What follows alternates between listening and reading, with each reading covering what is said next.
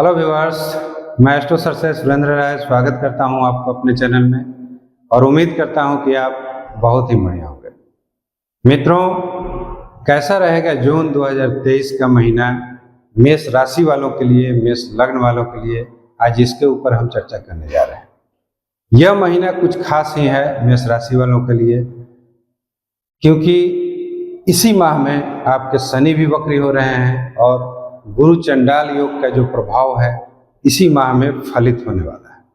अतः यह महीना आपके लिए बहुत विशेष है, तो कृपया आप वीडियो को स्किप मत कीजिएगा, पूरा वीडियो अवश्य देखिएगा। तो ग्रहों के गोचर के हिसाब से जून माह की जो कुंडली है वो कुछ इस तरह से बन रही है। आपके लग्न में राहु हैं, लग्न में आपके गुरु हैं, बुध भी यहाँ बैठे हुए हैं, सूर्य आपके द्वितीय भाव में बैठे हुए हैं। हालांकि ये बुध बहुत ज्यादा दिन यहाँ नहीं रहेंगे, 6-7 तारीख को ये आगे बढ़ जाएंगे। सूर्य भी यहाँ बहुत ज्यादा दिनों तक नहीं रहेंगे, 14-15 तारीख को यहाँ से ये हटकर आपके मिथुन राशि में आ जाएंगे। मंगल आपके नीच के चतुर्थ भाव में बैठे हुए हैं और साथ में पूरे महीने शुक्र के साथ रहने वाले हैं। केतु आपके सप्तम भाव में है और शनि आपके लाभ भाव में बैठे हुए हैं, खुद स्वराशि का होकर बैठे हुए हैं। हालांकि चंद्र को मैं इसमें शामिल नहीं किया हूं, क्योंकि ये महीने का राशिफल है और प्रत्येक 2.25 दिन के बाद चंद्र अपनी राशि छोड़ देते हैं, दूसरे राशि में चले जाते हैं। तो आइए अब हम जानते हैं कि ये किस तरह का फलाफल होने वाला है इस पूरे माह के अंदर। तो मित्रों, आप बहुत दिनों से सुनते आ रहे थे कि आपके ऊपर राहु और गुरु का गुरु चंडाल योग लग रहा है। तो क्या अभी तक आपने किसी भी फल का अनुभव किया है? निश्चित ही आप अभी तक किसी भी तरह का फल का, अच्छा या बुरा, आपने अनुभव नहीं किया होगा। सिर्फ सुनते आ रहे थे कि गुरु चंडाल योग लग रहा है, गुरु चंडाल योग लग रहा है। लेकिन अब मैं बताऊंगा कि ये क्यों इस महीने ही प्रभावी होने वाले हैं। तो मैं इसके ऊपर भी चर्चा करूंगा, लेकिन उससे पहले कुछ अच्छी चीजों को हम जान लेते हैं कि यह महीना किस तरह से रहने वाला है आपके लिए। तो मित्रों, सबसे पहले हम शुक्र के ऊपर नजर डालते हैं। ये शुक्र आपके द्वितीय भाव के स्वामी हो जाते हैं और इधर सप्तम भाव के स्वामी हो जाते हैं। द्वितीय भाव धन का भाव होता है, वाणी का भाव होता है, परिवार का भाव होता है, और सप्तम भाव आपके वैवाहिक संबंधों का भाव होता है, पार्टनर का भाव होता है, व्यापार वगैरह का भाव होता है, दैनिक रोजगार वगैरह का भी भाव होता है। तो ये शुक्र किस तरह का फल आपके इस कुंडली में करने वाले हैं चतुर्थ भाव में बैठकर। तो शुक्र एक स्त्री प्रधान ग्रह है और जब इनके साथ मंगल का मेल हो जाता है तो मंगल एक पुरुष प्रधान ग्रह है। अतः एक स्त्री को यदि पुरुष का सपोर्ट मिल जाता है तो वह स्त्री मजबूत स्थिति में आ जाती है। उसी तरह से ये आपके मंगल के साथ युति करने से शुक्र मजबूत स्थिति में आ जा रहा है। तो निश्चित ही धन से रिलेटेड आपको लाभ होने वाली है, पैतृक प्रॉपर्टी से रिलेटेड आपको इस महीने निश्चित ही लाभ कराएंगे। वाणी भी आपकी मधुर बनी रहेगी, परिवार का भी सुख उत्तम बना रहेगा, वैवाहिक संबंध आपके मधुर बने रहेंगे।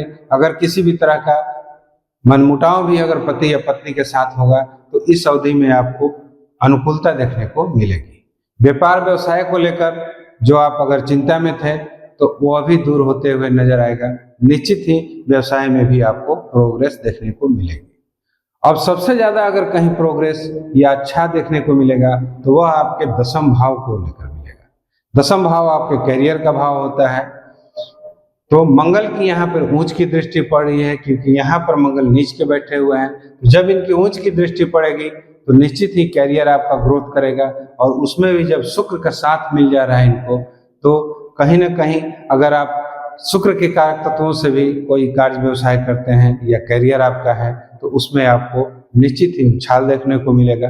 मीडिया वगैरह से हैं या फिल्म वगैरह में आप काम करते हैं तो उस दृष्टि से यह महीना आपके लिए बहुत ही सुखद रहने वाला है। यदि आप कोई जॉब वगैरह करते हैं, प्रमोशन वगैरह आपका रुका हुआ था, तो इस महीने में आपका प्रमोशन भी हो सकता है। या किसी नए कैरियर की तलाश में आप हैं, अभी तक आपको किसी तरह का कैरियर की प्राप्ति नहीं हुई थी, तो यह समय अच्छा है, आप थोड़ा सा मेहनत कीजिए और किसी एक नए अच्छे कैरियर की प्राप्ति कर लीजिए।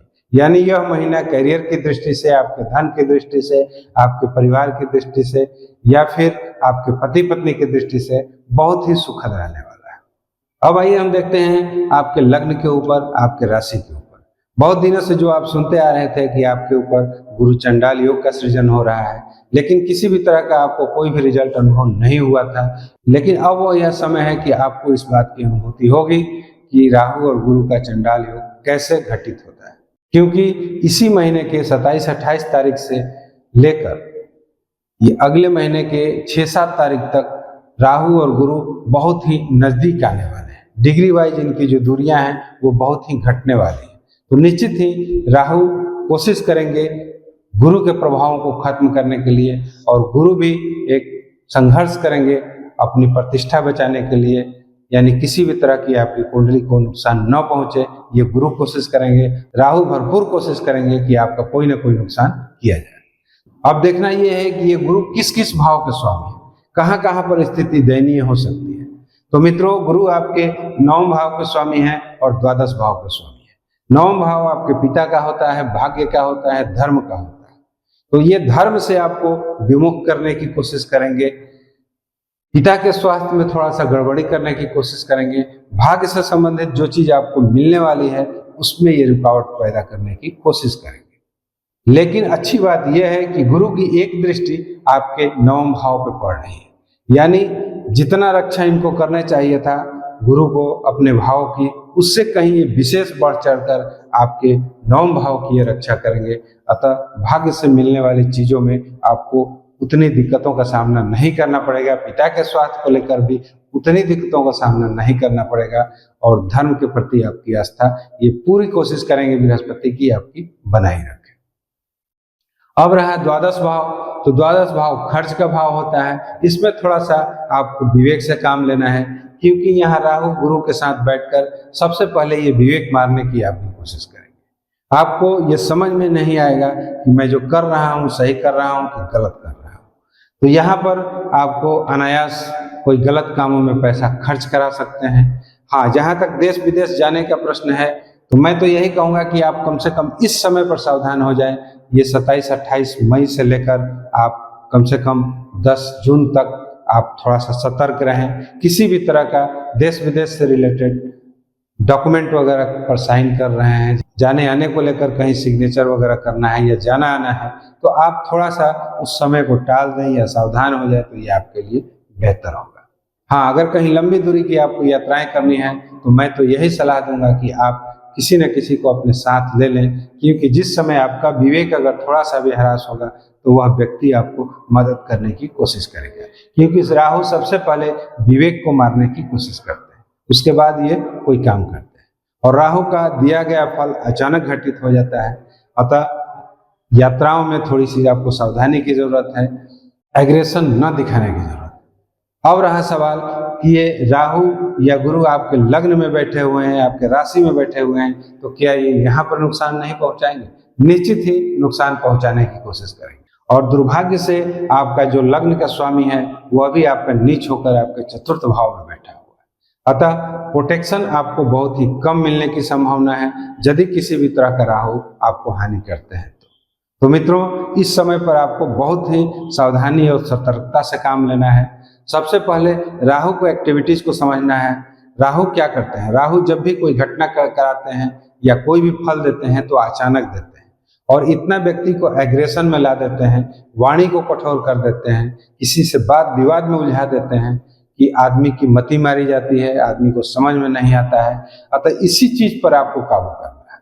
आप अपने विवेक को बनाए रखें, किसी से लड़ाई झगड़ा में मत उलझें, क्रोध मत करें, एग्रेशन में ना आए। यदि इस चीज पर आप अपने को काबू कर लेते हैं तो ये राहु आपका कुछ भी नहीं बिगाड़ सकते हैं। हालांकि बुध भी साथ में बैठे हुए हैं, थोड़ा सा सामंजस्य जरूर बनाने की कोशिश करेंगे। राहु और गुरु ये आपके अश्विनी नक्षत्र में गुरु चंडाल योग लगा रहे हैं। तो मित्रों, यदि आप सावधानी से काम लीजिएगा तो निश्चित ही इस समय से आप आसानी से निकल सकते हैं। और दूसरी सबसे जो बड़ी घटना होने जा रही है, ये आपके शनि के साथ होने जा रही है। शनि आपको 17 जून को ये मार्गी से वक्री हो रहा है, और ये 141 दिनों के लिए वक्री ही रहेंगे।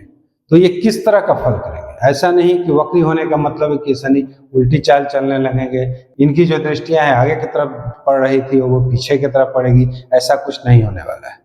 इनका जो चाल है, इनका जो कार्यक्रम है वो यथावत चलते ही रहेगा, लेकिन उसमें आपको थोड़ी सी दिक्कतों का सामना करना पड़ेगा, रुकावट की अनुभूति आपको अवश्य होगी।